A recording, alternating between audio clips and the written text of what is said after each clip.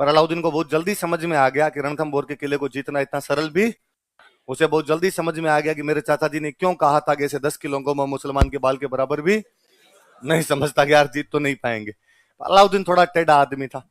अलाउद्दीन में यूं कमीनापन कूट कूट के भरा हुआ था, एकदम जगीरा था इस मामले में वो। और उसने हमीर के दो बंदों को अपनी तरफ मिलाया, रतिपाल और रणमल। कौन कौन दो बंदे थे? रतिपाल और रणमल नाम के दो बंदे थे, हमीर के बंदे थे। इनको अपनी तरफ मिलाया, इनको मिला के कहा कि यार किले के अंदर घुसने का कोई तरीका बताओ। कि भाई ये तो पता है कि किले की सेना कम है और बाहर वाली सेना ज्यादा है, लड़ाई होगी तब तो बाहर वाली सेना जीतेगी, पर लड़ाई कब होगी? जब किले के अंदर वाली सेना बाहर आएगी। किले की बाहर वाली सेना को बाहर निकालने के लिए या तो किले में घुसो या किले की सेना बाहर आए। किले में घुसने का कोई भी तरीका आपके पास में, किला इतना मजबूत है कि आप किले को तोड़ नहीं सकते, और ऊपर बैठा हुआ भाटे भी मार रहा है तो तुम्हारे नीचे 10 मार रहा है, तो आपका नुकसान ज्यादा और ऊपर वाले का नुकसान कम।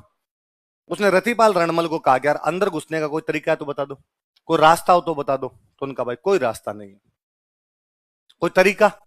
तो उसने कहा एक ही तरीका है कि किले के अंदर जब अनाज और पानी खत्म हो जाए तो ये लोग बाहर आएंगे। जब तक इनके पास स्टॉक पड़ा है अनाज और पानी का, तब तक बाहर क्यों निकलेंगे?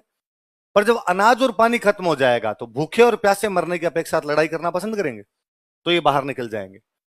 तो उसने पूछा स्टॉक कितना आ गया? तो उनका 2.5-3 साल का तो है।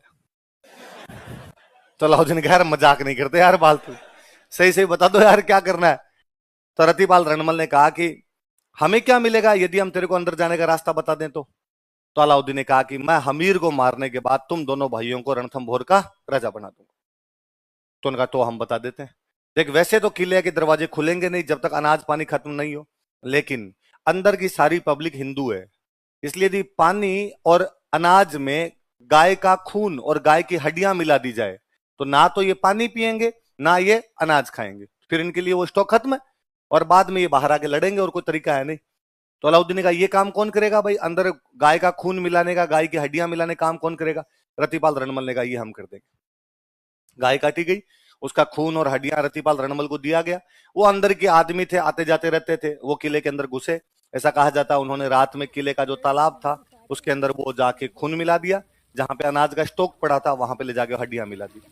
सुबह सुबह को जल्दी उठ के पानी लेने के लिए गया और उसने देखा कि किले का तालाब का पानी पूरा लाल हो रखा, आसपास में हड्डियां हड्डियां पड़ी।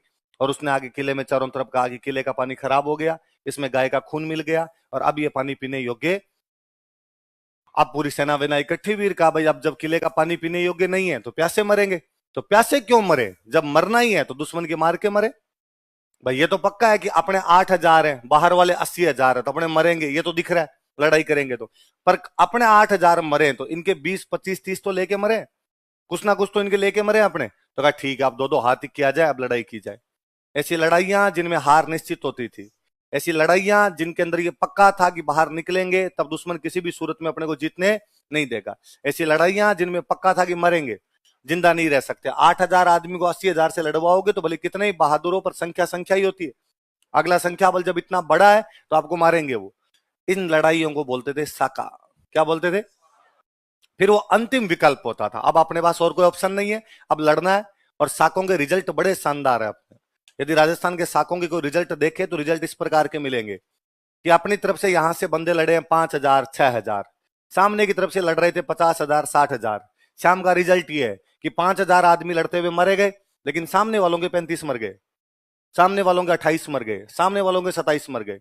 और ये कुछ उसी प्रकार की बात है कि जब किसी बंदे को पता हो कि मैं तो मरूंगा, तब व्यक्ति अपनी पूरी जी जान लगा के लड़ता है उसके बाद। इस बात को आप ठीक यूं समझ लीजिए कि आपके घर पे गुंडे कब्जे करने के लिए आ जाएं और आपको पता है कि मैं किसी भी सूरत में जिंदा तो बच नहीं पाऊंगा, गुंडे 5 है, आप अकेले हो, आप चाहोगे कम से कम 2 को तो लेके मरूं, यही है ना? तो आप चाकू वाकू कैसे किसी को दांत से काटना हो, भले चाकू मारने पर आप अपने पूरे प्रयास कर लोगे उसके अंदर। तो रणथंभौर में 1301 में साका किया गया। क्या किया गया? साके में 2 चीजें हुआ करती थी, एक होता था जौहर, एक होता था केसरिया। क्या क्या 2 बातें होती? पूरा तो क्या बोलते, दोनों को मिला के क्या बोलते? साके में 2 बातें होती, पहले होता था जौहर और बाद में क्या होता था? केसरिया हुआ करता था। अब 5,000 आदमी है किले के अंदर, 5,000 आदमी बाहर जाके लड़ेंगे, 5,000 मरेंगे पक्का। इसका मतलब दुश्मन किले पे क्या कर लेगा, कब्जा कर लेगा। दुश्मन किले पे कब्जा कर लेगा तो किले में जो महिलाएं बच गई दुश्मन उनको उठा के ले जाएगा। इन मध्यकालीन आक्रमणों की, इन तुर्क आक्रमणों की एक गजब विशेषता बन गई थी। इससे पहले भारत में लड़ाइयां होती थी, ये नहीं है भारत में लड़ाइयां नहीं होती, राजा महाराजा पहले भी लड़ते थे, पर महिलाओं बच्चों को कभी भी नुकसान पहुंचाया नहीं जाता था। महिलाओं बच्चों के लिए वैसा मानते थे कि नहीं भाई महिलाओं बच्चों को कोई नुकसान नहीं पहुंचाओ, पुरुषों पुरुषों की लड़ाई है, मरे खपे, राजा मारे एक दूसरे को, संधि करे, वो सब चलेगा, लेकिन महिलाओं बच्चों को कोई भी नुकसान नहीं पहुंचाया जाएगा। अब सिस्टम दूसरा था। अब यह था कि जैसे ही कब्जा किया जाए महिलाओं को तो सबको उठाया जाए, महिलाओं को उठा के या तो दिल्ली ले जाके बेच दिया जाए, या रेप करके फेंक दिया जाए, या उनको मार दिया जाए। इसलिए सबको लगता था कि यार महिलाओं की दुर्गति होगी। इसलिए जब ये तो 5,000 आदमी मरेंगे, ये जब मरेंगे तो महिलाओं के साथ बुरा व्यवहार किया जाएगा। अतः उससे बचने के लिए, महिलाएं अपनी रक्षा करने के लिए, महिलाएं अपने स्वाभिमान को बचाने के लिए अग्नि में जल जाया करती थी। उसको बोलते थे जोहर। क्या बोलते थे? और ये केसरिये से पहले कर लिया करते हैं, पहले ये जोहर हुआ करता था। अब एक आदमी जिसको पता है कि मैं जब बाहर जाऊंगा तो मरूंगा पक्का, एक आदमी जिसको ये पता है कि बाहर जो दुश्मन खड़े हैं उसकी वजह से मेरा पूरा परिवार जल गया है, वो आदमी अपने चरम पे हुआ करता था, वो अपनी पीक पे जाके लड़ता था।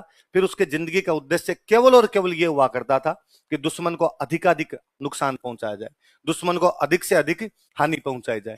फिर वो ढंग से लड़ा करता था, वो भले ही मरता लेकिन दुश्मन को खूब सारा नुकसान पहुंचा के मरा करता था। वो केसरिये कपड़े पहन के लड़ते थे, इसलिए क्या बोलते थे? तो दो चीजें होती है, एक तो क्या होता था जोहर, एक क्या होता था, लिखो,